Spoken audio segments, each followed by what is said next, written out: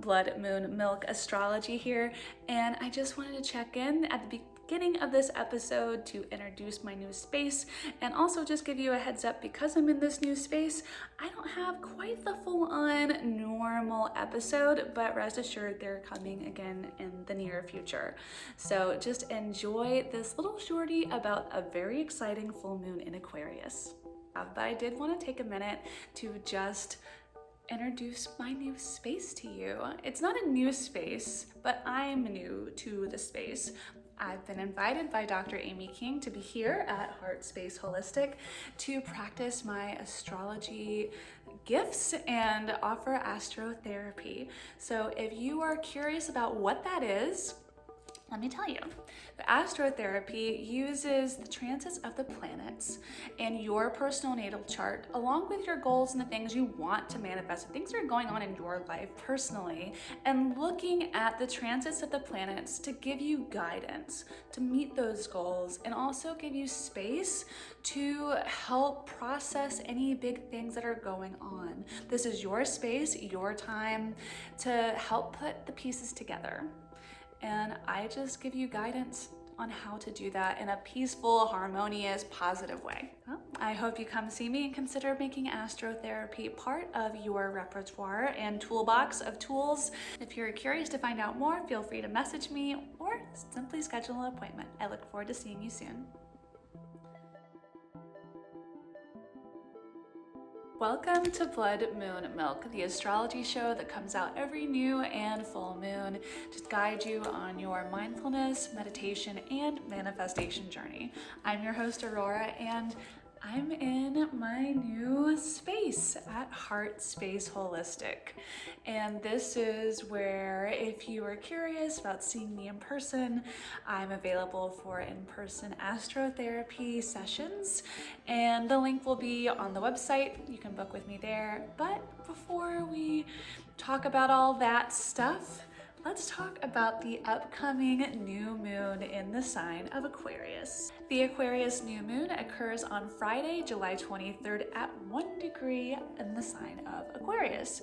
Aquarius, of course, is the most advanced and fixed air sign.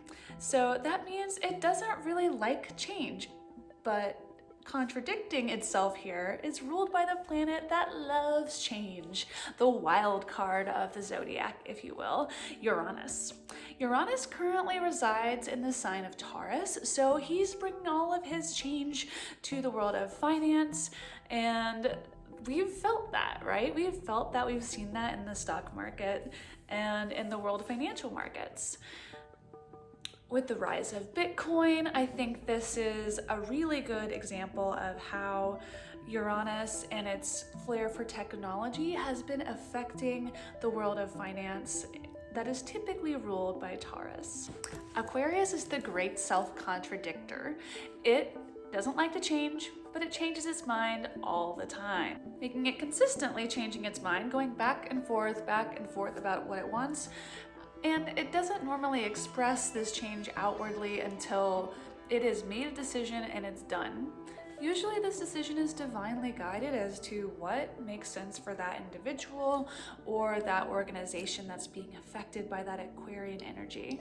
Aquarian energy is really good at manifesting change, especially on a group level. Aquarian energy is really good at manifesting change on group levels, especially when it concerns humanitarian efforts or human rights. When Saturn moved from Capricorn into Aquarius, we saw a shift in our government and what the people demanded their government to be. The government's represented by Saturn, and Saturn moved from its home sign of Capricorn, which is very authoritarian and overbearing, into more light, forward-thinking, humanitarian-minded Aquarius. And with that, we've seen changes happen. Just recently, the government started just sending people checks for their children to pay for childcare. That's not something we would have seen under a Capricorn Saturn placement. But now that Saturn is in Aquarius, we're seeing that show up, and like people as groups are being cared for. It's a priority for our government and for large organizations to really nurture the people who show up for them now. They know that that's important, and without that, they're not going to have a workforce. They're not going to have people who come show up to support them in their institutional goals if they do not support the individual holistically.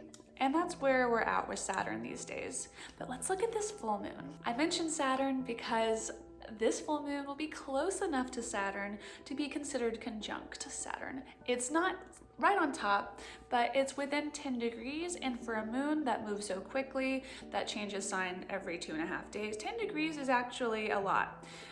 It's very close. So it being so close to Saturn, and then semi-sextile to Jupiter, who is on the cusp of Pisces going back into Aquarius now that Jupiter is retrograde. It sends this magnification beam to this full moon that is already being taken very seriously by Saturn. So we're gonna see a very big, serious, but forward-thinking manifestation of energy during this full moon, because the moon is at 1 degree Aquarius, and 0 to 1 degree of any sign is like being at, like seeing a neon light around the placement of that planet. So when I look at this full moon, I'm like, oh, this is gonna be a big one. It's gonna be kind of serious, but also joyful, like big, happy, serious, if that makes sense. Like something big will manifest that is long lasting and has the power to withstand the tests of time, because Saturn is there. So it's a good time to work on manifesting things that you want to last, but also Jupiter coming in is gonna make this extra powerful. He's gonna bring his abundance to the party. And he doesn't always want to make things a big deal, but I mean, he's Jupiter, he does. He is the second largest luminary in our sky outside of the sun. So whatever he sends his beams to tend to become magnified. And since he's semi-sextile to Saturn in this full moon at 1 degree Aquarius, because he's at 0 degree Pisces going into Aquarius, he's like, hey guys, I'm at the party, let's blow this shit out of the water. And that's what's gonna happen. Something big, something forward-thinking, something kind of out of the ordinary, and I keep saying big, but that it's like magnified, and it happens at 10:30 p.m. on Friday night. So it could be a really good time to be out on the town if that's something that you feel safe and comfortable doing now. You know, socially distancing outside with friends, that seemed like a great idea to do this full moon in Aquarius. And then Jupiter being semi-sextile to the full moon is kind of a big deal. Semi-sextiles tend to get overlooked a lot in astrology because they're not trines, they're not squares, they're not oppositions. It's definitely considered one of the minor aspects, but it brings with it a bit of mischief and joy in equal measure, but also an air of unpredictability. It's two opposite signs working together for good, but it's subtle. But Jupiter never does anything subtly. So it's gonna be really interesting to see how this shows up for you and also for us collectively. When I talk about astrology, there's two things that happen, right? We have the macro level of what's happening, and that's the daily transits. That's what we feel as a collective. And then we have the personal level, the micro level of astrology, which is how we feel things as individuals. And that's where we look at our own charts to see where the planets fall. So it'll be interesting to see both the macro and the micro during this full moon because it's so big.